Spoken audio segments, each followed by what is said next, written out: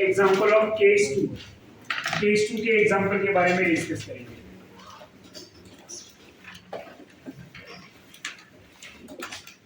Example of case two. Case two के example means जब आपको मॉलिक्यूलर फॉर्मूला दिया गया है, तो अगर मॉलिक्यूलर फॉर्मूला दिया है तो आपको कैसे कैलकुलेट करना है। डी फॉर्मूला पढ़ाया गया है, तो डायरेक्टली आप कैलकुलेट करेंगे। सबसे पहले C6H6 एक मॉलिक्यूल लिया है मैंने, इसका DU कैलकुलेट करना है। So how to calculate DU for C6H6। Formula क्या है DU के लिए? C+1 minus H plus X minus N/2। ये ओवरऑल फॉर्मूला है। अब फॉर्मूले में हाइड्रोजन भी है, नाइट्रोजन भी है, पर यहाँ पे कुछ ऐसा है क्या? नहीं, ओनली कार्बन है, हाइड्रोजन। तो हम क्या अप्लाई करेंगे? 6+1 माइनस 6/2, हाइड्रोजन बाई 2, राइट। 6/2 कितना आएगा? 3। इधर 7 - 3 क्या आ जाएगा आंसर? 4। तो DU for C6H6 4। Second example C6H5Cl। ये मॉलिक्यूल लिया हुआ, इसका DU कैलकुलेट करना है। फॉर्मूला आपके सामने है। 6+1 माइनस H कितना है? 5। हाइड्रोजन कितने हैं? 1 प्लस 1/2। तो क्या हो जाएगा? 6/2 3 हुआ, तो 7 - 3 क्या हो जाएंगे? 4। तो डायरेक्टली लिखूंगा मैं DU 4। Third example C7H5N। C7H5N समझ में आ रहा है? अब C7H5N लिया हुआ, यहाँ पे अगर मैं आपसे DU पूछूं तो क्या हो जाएगा? DU is equal to 7+1 minus 5 - 1/2। 5 - 1 4, 4/2 2। 8 - 2 कितना आएगा? 6। तो DU कितना आया? 6।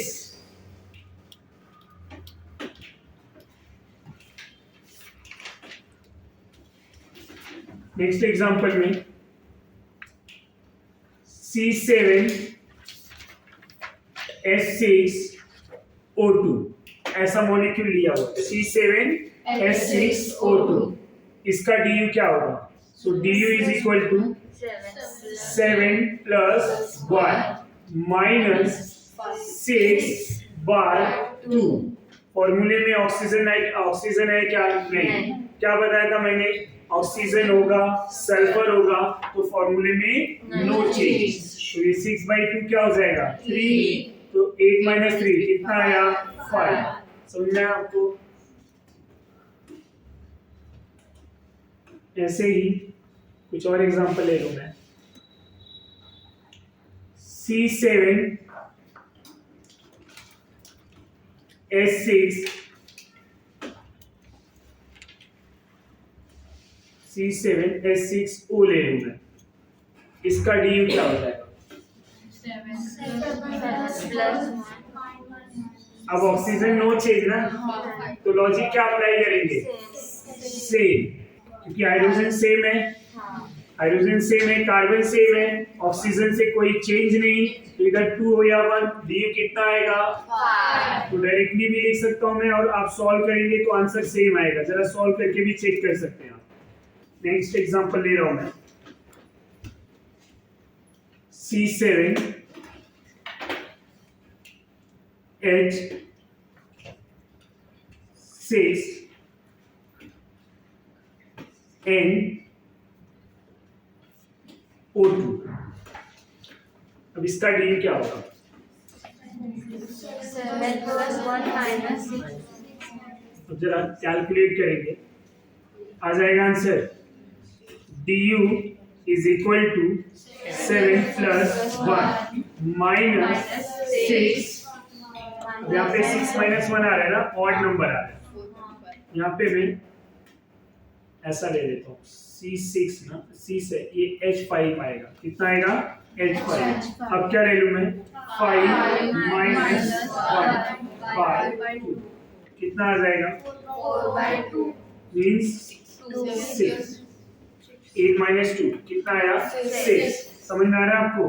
तो ऐसे कोई भी एग्जांपल ले लिया जाए, आप सॉल्व कर सकते हैं। C10 H8 डी कितना आएगा, बोलो जरा 6 कितना आया 7 आएगा। 10 प्लस 1 माइनस 8 बाई कितना आया 4, इधर 11 माइनस 4 कितना आया 7 समझ में आया? अब हम डिस्कस करेंगे स्ट्रक्चरल आइसोमर।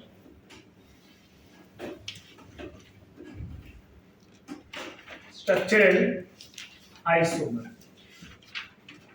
स्ट्रक्चरल आइसोमर में सबसे पहले डिस्कस करेंगे चेन आइसोमर। क्या डिस्कस करेंगे? Chain isomer. Structural isomer which are differ by structure, ऐसा आइसोमर जो स्ट्रक्चर से डिफर हो उसको क्या बोलेंगे? Structural isomer. तो इनमें सबसे पहले आएगा चेन आइसोमर। क्या आएगा? Chain isomer. चेन आइसोमर क्या होता है? सेम मॉलिक्यूलर फॉर्मूला, इनके मॉलिक्यूलर फॉर्मूला क्या होंगे? Same, but different in chain structural formula. इनके चेन क्या हो जाएंगे? डिफरेंट हो जाएंगे। तो स्ट्रक्चर के जब भी चेन पैरेंट चेन डिफरेंट हो जाएंगे या फिर साइड चेन डिफरेंट हो जाएंगे तो उनको क्या बोला जाएगा? Chain isomer. क्या बोलेंगे हम? Chain isomer. समझ में आ रहा है? चेन आइसोमर के कौन कौन से पॉइंट ध्यान रखना आपको? Molecular formula same, molecular formula same, तो हम लिखेंगे same molecular formula, same molecular formula, same functional group, same functional group. Next point, same du, degree of unsaturation भी क्या होना चाहिए? Same. Same molecular formula, same functional group, same degree of unsaturation. Different क्या क्या होंगे? Different in parent chain और side chain, parent chain और side chain। दूसरा different in IUPAC nomenclature, अगर IUPAC nomenclature different नहीं आया तो आइसोमर नहीं होगा। समझ में आया? हर स्ट्रक्चरल आइसोमर के लिए IUPAC नेमिंग क्या होना चाहिए? डिफरेंट। सेम हो गया तो स्ट्रक्चरल आइसोमर नहीं। समझ में आया आपको? तो IUPAC नोमेनक्लेचर क्या होने चाहिए? डिफरेंट। स्ट्रक्चरल आइसोमर के लिए हम IUPAC को भी चेक करेंगे, अगर वो डिफरेंट आ गया तो आइसोमर, सेम आ गया तो आइडेंटिकल, राइट? ये पॉइंट समझ में आया आपको? डेफिनेशन लिखना है आपको, लिख पाएंगे? Same molecular formula but different in chain, different in chain structural formula. जिनके चेन स्ट्रक्चर डिफरेंट हो जाएंगे उनको क्या बोला जाएगा? Chain, right everyone? ना एग्जांपल की बात करूंगा, बट बिफोर एग्जांपल एक नोट भी याद रखेंगे।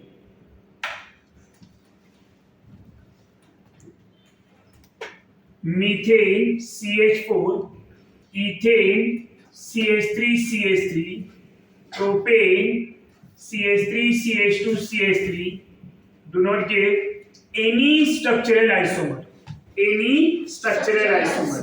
ये कोई भी टाइप के स्ट्रक्चरल आइसोमर नहीं देंगे। समझ में आया? ये स्ट्रक्चरल आइसोमर नहीं देंगे। स्ट्रक्चरल आइसोमर न देने का रीजन क्या है?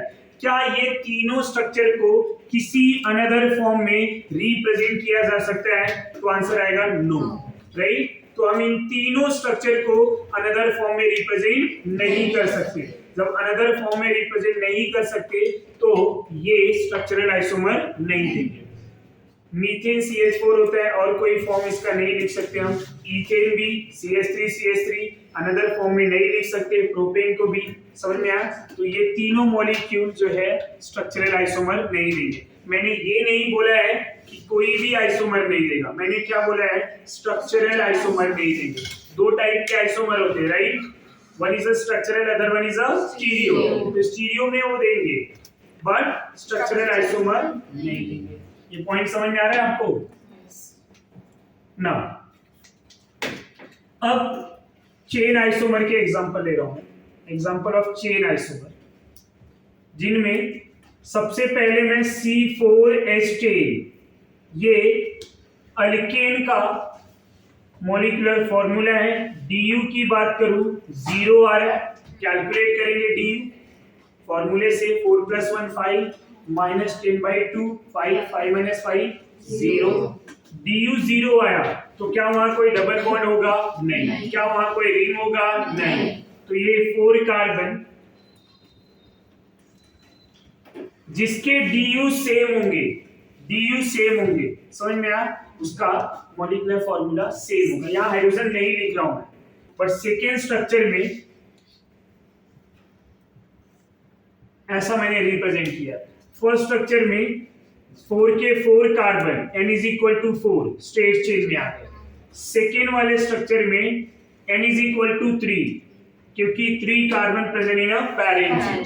टोटल कार्बन 4 है, नो डाउट, फॉर्मूला सेम है, बट यहाँ पे पैरेंट चेन में 4, यहाँ पैरेंट चेन 3, तो पैरेंट चेन डिफरेंट हुआ, राइट?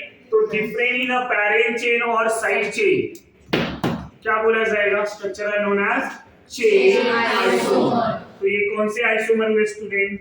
Chain isomer. ये दोनों जो है चेन आइसोमर है। क्या है? Chain isomer. समझ में आया आपको कि ये दोनों स्ट्रक्चर एक दूसरे के चेन आइसोमर कैसे हुए? इनका मॉलिक्यूलर फॉर्मूला सेम है, इनके DU भी सेम है, दोनों में डिग्री ऑफ अनसैचुरेशन 0 आ रहा है, राइट? अब इनका अरेंजमेंट क्या हुआ? डिफरेंट हुआ। कैसे? यहाँ स्टेट चेन में जो है पैरेंट चेन में 4 कार्बन, पैरेंट चेन में 3 कार्बन, राइट? तो पैरेंट चेन डिफर हुआ तो क्या हो जाएगा? Chain isomer. दूसरा एग्जांपल ले रहा हूं स्टूडेंट, अगर मैं अल्केन न लेके अल्कीन ले लूं तब क्या होगा? C4H8, इसमें ये ऐसा है, DU इसका 1 आ रहा है, राइट? C4H8 का DU 1, ये स्ट्रक्चर 4 कार्बन को स्ट्रेट में रिप्रेजेंट किया।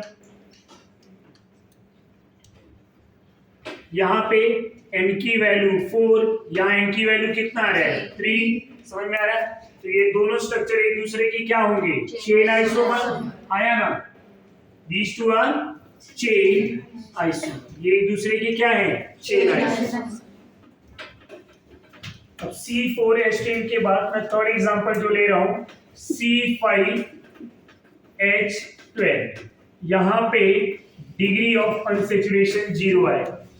अब डिग्री ऑफ अनसैचुरेशन 0 ना, तो पहला स्ट्रक्चर जो होगा all 5 carbon present in a state chain, तो N की value 5।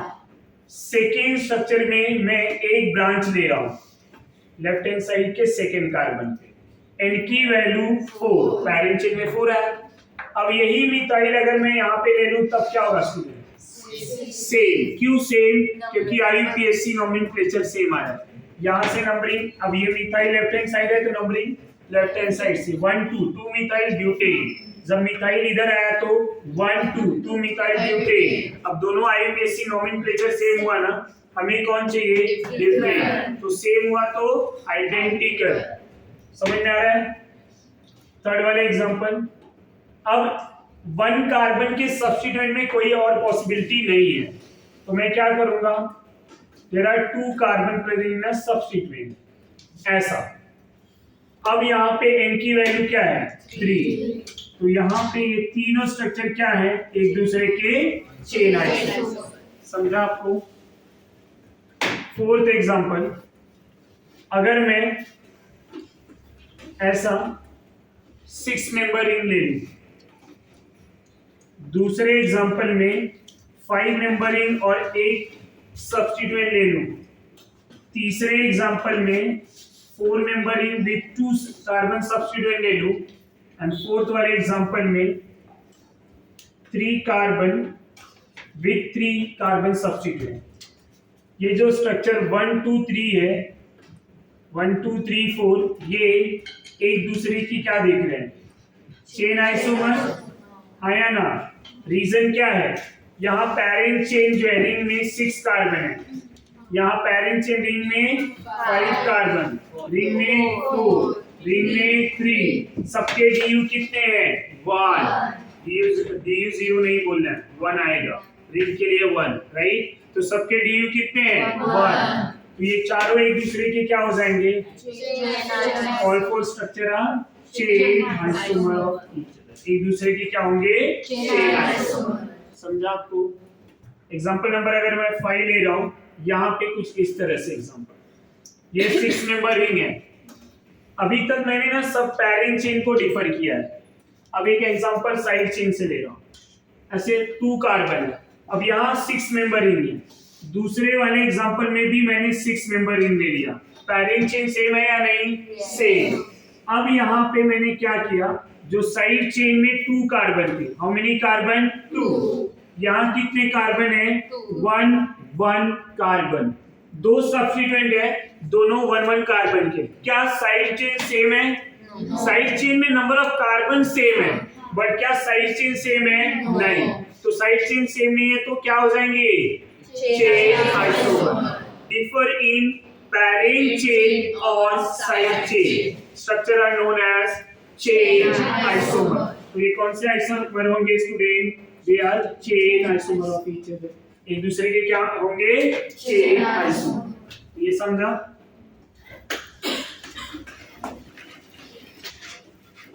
Now after chain isomer हम डिस्कस करेंगे position isomer. Position isomer, chain isomer के बाद पोजीशन आइसोमर। अब पोजीशन आइसोमर क्या होंगे, इनके मॉलिक्यूलर फॉर्मूला सेम होंगे, तो same molecular formula but different position of substituent, position of substituent. अब सब्स्टिट्यूएंट में कौन कौन आएगा, फंक्शनल ग्रुप, डबल बॉन्ड का पोजीशन, ट्रिपल बॉन्ड का पोजीशन, ये सब ग्रुप आ जाएंगे, राइट। तो different position of substituent like functional group, double bond and triple bond, इनके पोजीशन अगर डिफरेंट हो गए तो उनको क्या बोला जाएगा, पोजीशन आइसोमर। डेफिनेशन एक बार फिर से रिपीट कर रहा हूं, same molecular formula but different in functional group, different in position of functional group known as position isomer, right. अब पोजीशन ऑफ फंक्शनल ग्रुप में क्या क्या रहेगा, functional group, double bond, triple bond, ये सब के पोजीशन डिफर हो गए तो उसको पोजीशन आइसोमर। तो डेफिनेशन आप खुद से लिख लेंगे, लिख पाएंगे, same molecular formula but different in position of substituent, substituent means position of functional group और डबल बॉन्ड और ट्रिपल बॉन्ड। अब यहाँ जो की पॉइंट्स है ना वो ज्यादा इंपॉर्टेंट है। मॉलिक्यूलर फॉर्मूला सेम, तो same molecular formula. Second point, same functional group भी सेम होना चाहिए। थर्ड पॉइंट, सेम डीयू भी same. The fourth point is same parent chain, यहाँ पे क्या होना चाहिए, पेरेंट चेन सेम। अगर पेरेंट चेन डिफरेंट हो गया तो क्या हो जाएगा, चेन आइसोमर। तो यहाँ पेरेंट चेन क्या होना चाहिए, सेम। समझ में आया, डिफरेंट क्या होना चाहिए, position of substituent, position of substituent. Different in position of substituent, right. दूसरा क्या होना चाहिए, different, different in IUPAC nomenclature. जितने भी स्ट्रक्चरल आइसोमर हैं उनके आईयूपीएसी नॉमेनक्लेचर क्या होगा, डिफरेंट, आईयूपीएसी नॉमेनक्लेचर डिफरेंट। अब एग्जांपल ले लूं मैं, C4H8, C4H8 का DU कितना आएगा 1। समझ में आया? अब ये डबल बॉन्ड 4 कार्बन में डबल बॉन्ड फर्स्ट पोजीशन पे है, यहाँ डबल बॉन्ड फर्स्ट पोजीशन पे, यही 4 carbon double bond second position. तो यहाँ पे क्या हुआ, स्ट्रक्चर 1 एंड 2 में क्या डिफरेंस है, पैरेंट चेन सेम है, n की वैल्यू 4 n की value 4, but position of double bond इधर 1 पे इधर 2 पे है, तो ये दोनों क्या हो गए एक दूसरे के position isomer. Why? Because position of double bond different. Position of double bond different. So they are position isomer. ये एक दूसरे की क्या है Position isomer. दूसरे एग्जांपल की बात करूं, अगर मैं ऐसा एक क्लोरीन ले लिया, ये क्लोरीन का पोजीशन क्या है 1, राइट। दूसरे स्ट्रक्चर में क्लोरीन के पोजीशन किस पे है 2, राइट। तो यहाँ पे स्ट्रक्चर 1 एंड 2 में क्या डिफरेंस है, parent chain same. Parent chain same क्यों, n की वैल्यू 3, दोनों में n की value 3, but position of substituent यहाँ पे क्लोरीन 1 पे, यहाँ पे क्लोरीन 2 पे, तो पोजीशन आइसोमर। समझ में आया? They are known as Position position. isomer. Third example, मैं एक अल्कोहल ले रहा हूं 4 कार्बन, 4 कार्बन में अल्कोहल, पर यहाँ पोजीशन क्या है फर्स्ट। यही 4 कार्बन के अल्कोहल में OH ग्रुप का पोजीशन सेकेंड, तो ये 1 ऑल है और ये 2 ऑल है, एक दूसरे की क्या होंगे ये पोजीशन आइसोमर। रीजन n की वैल्यू दोनों में same, n is equal to 4, n is equal to 4 means pairing chain same but position of OH group different। समझा आपको ना? फोर्थ एग्जांपल में मैंने साइक्लिक रिंग दिया है 2 मिथाइल 1 पोजीशन पे, दूसरा साइक्लिक रिंग में same 6 member ring 2 methyl 1 2 position. Cyclic ring 2 methyl 1 3 position and cyclic ring 2 methyl 1 4 position. अब यहाँ पे सब्स्टिट्यूएंट भी सेम है, पैरेंट चेन भी सेम है, बट सब्स्टिट्यूएंट के पोजीशन डिफरेंट है। अगर पोजीशन डिफरेंट हुआ तो क्या हो जाएंगे पोजीशन आइसोमर। ये 1 1 पे 2 मिथाइल है, 1 2 पे 2 मिथाइल है, 1 3 पे है और 1 4 पे, तो 1 1 1 2 1 3 1 4 they are position isomer। समझा? ये पूरे स्ट्रक्चर एक दूसरे के क्या हो जाएंगे Position isomer. यहाँ कोई डाउट है? ऐसा मैं साइक्लिक रिंग भी ले लूं या एरोमेटिक रिंग ले लूं, अब इनमें 2 ग्रुप अटैच कर दूं, Cl यहाँ पे है और Cl यहाँ पे है, ये 1 2 पे है और इन्हीं को क्या बोला था याद है ऑर्थो। Remember everyone? अब यहीं पे पोजीशन में 1 3 पे ले लूं तो ये क्या हो जाएंगे मेटा, और 1 4 पे ले लूं तो क्या हो जाएंगे 1 4 पे पैरा। तो ortho meta para are position isomer, ortho meta para are position isomer. अगर ये सब्स्टिट्यूएंट आइडेंटिकल है तो ऑर्थो मेटा पैरा क्या हो जाएंगे पोजीशन आइसोमर। समझ में आया? ये तीनों में पोजीशन सेम है, पैरेंट चेन बेंजीन रिंग है, 2 क्लोरीन का सब्स्टिट्यूएंट जिनका पोजीशन 1 2 1 3 1 4, तो इनके कितने पोजीशन आइसोमर मिलेंगे 3। समझा आपको? ऐसा सेम साइक्लिक रिंग में भी हम यूज कर सकते हैं। साइक्लिक रिंग ले लिया, साइक्लिक रिंग में 2 भी पॉसिबिलिटी हो सकती है। एक ऐसा मिथाइल ले लूं मैं, यहीं पे मैंने एक Cl Br OH कोई भी ग्रुप ले लूं, अब यहाँ 1 पे ब्रोमीन भी है और 1 पे मिथाइल भी है। यहीं पे दूसरे एग्जांपल में 1 पे मिथाइल अगर लिया, दूसरे पे ब्रोमीन ले लिया, पोजीशन क्या हो गया 1 2। तीसरे वाले एग्जांपल में मैंने 1 3 ग्रुप अटैच कर दिया एंड द फोर्थ एग्जांपल 1 4। तो ये जो चारों स्ट्रक्चर है एक दूसरे के क्या कहलाएंगे पोजीशन आइसोमर, या नोन एज पोजीशन आइसोमर। ये चारों स्ट्रक्चर पोजीशन आइसोमर है। इधर ऑर्थोमेटा पैरा भी क्या होगा पोजीशन आइसोमर। समझ में आ रहा है? तो चेन एंड पोजीशन दोनों समझ गए। अब अगर मैं दोनों के मिक्स में एग्जांपल ले लूं, चेन पोजीशन दोनों के एग्जांपल मिक्स में ले लूं, तो क्या होगा? आपको आइडेंटिफाई करना है कि कौन से स्ट्रक्चर चेन आइसोमर है और कौन कौन पोजीशन आइसोमर है, इनमें रिलेशन क्या है। तो मैं एक एग्जांपल ले रहा हूं जिसमें आपको चेन एंड पोजीशन दोनों फाइंड आउट करना है।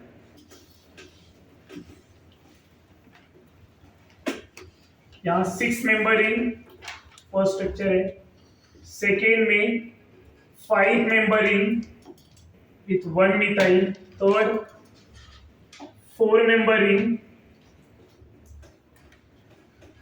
with ethyl group, and the fourth one is 4 member ring with 2 ethyl, right? Fifth one 4 member ring 1 2 methyl, sixth one 4 member ring 1 3 methyl। जितनी पॉसिबिलिटी होगा वो सब यहाँ पे ड्रॉ कर रहे हैं। अब आपको इसमें कौन कौन चेन आइसोमर है, कौन कौन पोजीशन आइसोमर है, वो सब लिखना है। 7 3 मेंबर रिंग ले लूं मैं, यहां पे 3 कार्बन। 8 3 मेंबर रिंग, यहां पे 3 carbon. 9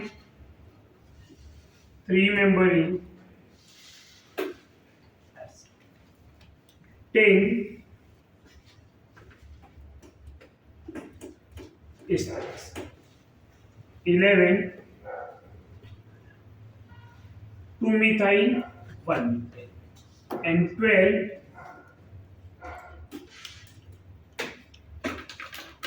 all 3 methyl are 3 different positions। समझ में आया?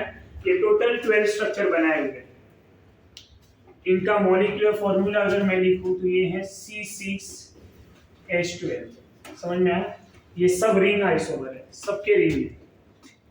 अब यहाँ पे जरा ध्यान देंगे, ये जितने भी स्ट्रक्चर हैं उनके चेन आइसोमर की बात है। स्ट्रक्चर 1 2 3, ये जो तीनों स्ट्रक्चर है ना, ये सभी के लिए ऑल 12 आइसोमर, सभी के लिए चेन आइसोमर होगी। समझ में आ रहा है? इवन ये जो 7 है ना, ये भी, तो 7 is also 1 2 3 7 1 2 3 7 are chain isomer for all structures, right? ये समझ में आ रहा है? 8 जो है ना, 8 ये बाकी के लिए चेन आइसोमर है, इनके लिए 7 के लिए हम नहीं बोल सकते। अब से ये 7 और 8 जो है, यहाँ n प्रोपाइल है, ये आइसो प्रोपाइल है, ये ब्रांचिंग भी मान सकते हैं, वैसा भी मान सकते हैं ना।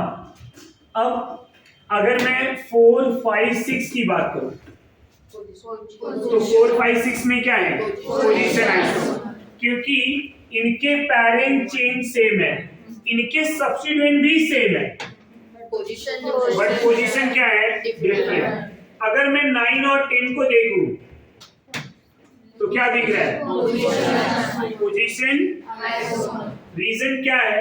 यहाँ पे parent chain same, substituent same, but substituent का position structure 11 and 12 क्या है?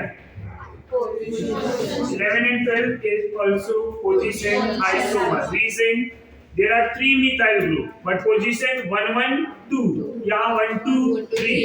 समझ में आ रहा है आपको?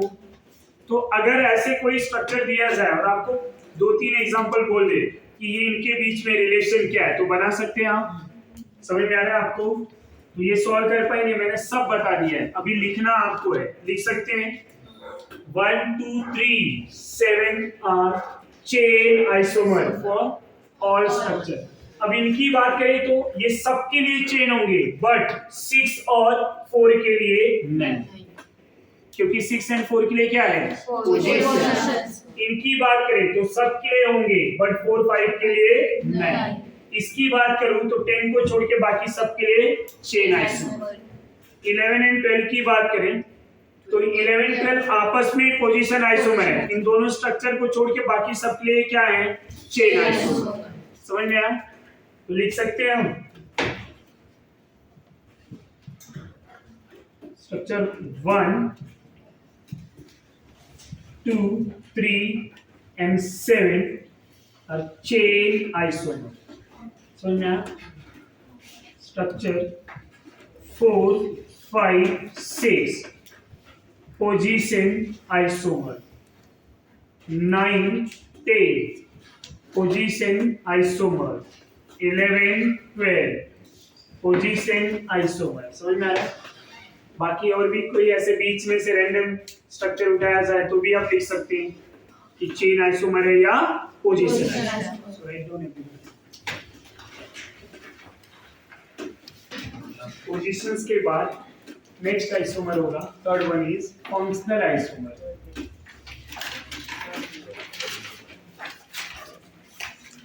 फंक्शनल आइसोमर, अब फंक्शनल आइसोमर को मीनिंग है same molecular formula, same molecular formula, but different in a functional group. Different in a functional group. Molecular formula same, but functional group different are known as functional isomer. So same molecular formula but different in functional group known as functional isomer. तो यहाँ पे क्या same होगा? molecular formula. But different क्या होंगे? Functional group. इसका definition लिखना है आपको, खुद से लिखेंगे, पॉइंट मैं यहाँ पे लिख दे रहा हूँ। Molecular formula same, molecular formula same, molecular formula same, degree of unsaturation, same degree of unsaturation, but different in functional group and IUPAC non-UPAC, ये दोनों डिफरेंट होंगे। समझ में आ रहा है? अब कौन कौन फंक्शनल आइसोमर शो करते हैं? ऐसे कौन कौन से कंपाउंड है जो फंक्शनल आइसोमर शो करते हैं? तो पहले एग्जांपल लिख रहा हूँ मैं, जो फंक्शनल आइसोमर शो करते हैं उनमें पहला एग्जांपल होगा alcohol and ether. Alcohol and ether are functional isomer. Functional isomer. Aldehyde and ketone. Aldehyde and ketone are functional isomer. Acid and ester. Acid and ester are functional isomer. Cyanide and isocyanide, cyanide and isocyanide are functional isomer.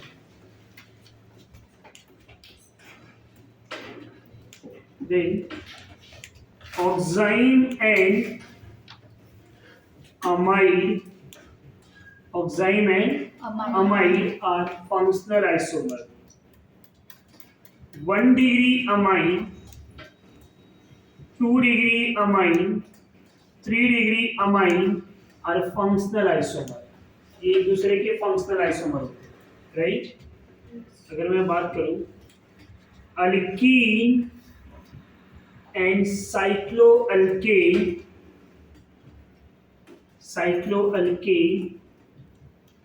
are functional isomer. ये भी एक दूसरे के functional isomer होते हैं। समझ में आ रहा है? यहाँ तक कोई डाउट है? अब इनके जो मैंने यहाँ पे एग्जांपल लिखे हुए स्टेटमेंट में, अब इन्हीं के एग्जांपल को हम यहाँ पे डिस्कस करेंगे। पहला एग्जांपल अल्कोहल एंड ईथर का।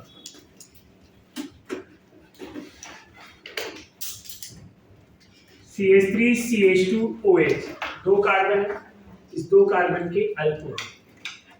इसी दो कार्बन के ईथर की बात करें तो क्या हो जाएगा? CH3OCH, समझा? दो कार्बन का अल्कोहल एंड दो कार्बन का ईथर। तो alcohol and ether molecular formula जरा चेक करो, सेम है या different? Molecular formula same but functional group different. पहला मॉलिक्यूल अल्कोहल है, मैं यहाँ पे लिख भी दे रहा हूँ, ये अल्कोहल है, खाली फंक्शनल ग्रुप लिख रहा हूँ नेमिंग नहीं, और ये ईथर है। तो अल्कोहल एंड ईथर क्या हो गए? एक दूसरे के फंक्शनल आइसोमर। फॉर्मूला अगर मैं लिखना चाहूँ तो क्या होगा? C2H6O, C2H6O। दूसरे एग्जांपल की बात की जाए, C3H6O, ये C3H6O एल्डिहाइड भी बना सकता है और कीटोन भी बना सकता है। क्या बना सकता है स्टूडेंट? कीटोन। तो aldehyde and ketone are functional isomer. ये पहला कंपाउंड एल्डिहाइड है, राइट, और ये कंपाउंड क्या है? कीटोन है। एल्डिहाइड एंड कीटोन, तो aldehyde and ketone are functional isomer. अच्छा, वन मोर थिंग, ये खाली एल्डिहाइड और कीटोन ही नहीं बना सकते, ये इनॉल भी बना सकते हैं। इनॉल समझते हो आप? What is the meaning of enol? ये हो गया डबल बॉन्ड ई, ये हो गया ऑल, इसको बोलेंगे इनॉल। तो डबल बॉन्ड बी जो है यहाँ पे है और OH भी, इन तीनों के DU सेम है, तीनों के मॉलिक्यूलर फॉर्मूला सेम है, समझ में आ रहा है? ये भी एक दूसरे के फंक्शनल आइसोमर हो सकते हैं। नाउ एसिड की बात करूँ मैं, C3H6O2, तो 3 कार्बन के एसिड, मैं यहाँ बैलेंस नहीं कर रहा हूँ, समझ जाएगा? कार्बोक्सिलिक एसिड हो गया। अब इसी 3 कार्बन के एस्टर की बात करें, ऐसा C मतलब कोई CH3, तो एक एस्टर हो गया, दूसरा क्या हो गया? एसिड हो गया, एसिड एंड एस्टर। इसको बैलेंस कर सकते हैं, CH3 CH3 CH3, तो these two are functional isomer. हम साइनाइड और आइसोसाइनाइड की भी बात कर सकते हैं। अब डायरेक्टली एग्जांपल दे रहा हूं, CH3CH2Cl, CH3CH2NC, Cl is a cyanide, NC is isocyanide। Cl क्या है? साइनाइड, NC क्या है? आइसोसाइनाइड। एक और एग्जांपल ले रहा हूं मैं, CH3CH डबल बॉन्ड NHOH, इसको बोलेंगे ऑक्साइन। क्या बोलेंगे? ऑक्साइन। और इसी मॉलिक्यूल को मैं CH3C double bond O NH2 के फॉर्म में लिख दूं, इनको बोलेंगे अमाइड। तो oxine and amide are functional isomer, ये एक दूसरे के क्या है? Functional isomer. समझ में आ रहा है? अच्छा, इसी में ऐसा भी लिख सकते हैं, nitro and nitrito, nitro and nitrito are functional isomer. अब वो भी क्या होता है वो भी यहाँ पे बता दो। नेक्स्ट एग्जांपल, हम 1 degree amine, 2 degree amine and 3 degree amine, 3 carbon है, NH2 के फॉर्म में लिखा तो 1 डिग्री अमाइन, यहाँ NH2 है फंक्शनल ग्रुप। इसी 3 कार्बन को मैं NH और C के फॉर्म में अरेंज किया तो ये डिग्री ऑफ अमाइन 2 डिग्री हो गया। इसी 3 कार्बन को मैं C के फॉर्म में लिखूं तो क्या हो जाएगा? 3 डिग्री अमाइन। ये तीनों 1 degree, 2 degree, 3 degree, functional group different है या same? different na, NH2 NHN, NH2 NHN, तो they are functional isomer। इसको भी functional isomer माना जाता है, राइट? इसको भी हम functional isomer बोलेंगे। अल्कीन एंड साइक्लोअल्कीन, अमाइन ही है बट अमाइन का डिफरेंट फॉर्म है, 1 degree, 2 degree and 3 degree, NH2 NH और N। CH3 CH double bond CH2, ये क्या है? अल्कीन। फंक्शनल ग्रुप क्या है? अल्कीन। जब इसी मॉलिक्यूल को मैं इस तरह रिप्रेजेंट कर दूं तो ये क्या हो जाएंगे? साइक्लोअल्कीन। आया ना? अब alkene and cycloalkene functional group same है क्या? नहीं। तो दे आर फंक्शनल आइसोमर। समझ में आया? एक एग्जांपल और लिया मैंने, nitro and nitrito, CH3 CH2, NO2 है तो इसको बोलेंगे नाइट्रो। क्या बोलेंगे? नाइट्रो। इसी कंपाउंड को मैं इस तरह से लिख दूं, CH3 CH2 ONO, जैसे साइनाइड और आइसोसाइनाइड का CN और NC, वैसे NO2 ONO, NO2 and ONO। तो nitro and nitrito they are functional isomer. एक दूसरे के क्या है? ये फंक्शनल आइसोमर। समझ में आया आपको? ये मॉलिक्यूल एक दूसरे के फंक्शनल आइसोमर। नेक्स्ट पॉइंट पे आएंगे हम लोग। नेक्स्ट आइसोमर होगा हमारा fourth one, metamer. Fourth isomer metamer. अब मेटामर क्या होता है? How to define metamer? कभी कभी ये पूछ भी लिया जाता है कि कैसे डिफाइन करें। तो same molecular formula, but different in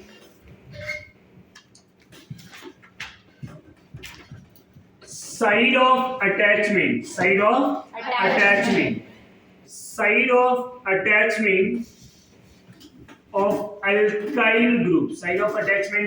alkyl group, in same functional group are known as metamer. Same molecular formula but different site of attachment of alkyl group in same functional group known as metamer. अब यहाँ पे ये ध्यान देना है कि कौन सी functional group metamer देते हैं। Which functional group gives metamer? अब मेटामर कौन दे सकती है? ये स्टेटमेंट पे जरा ध्यान देंगे।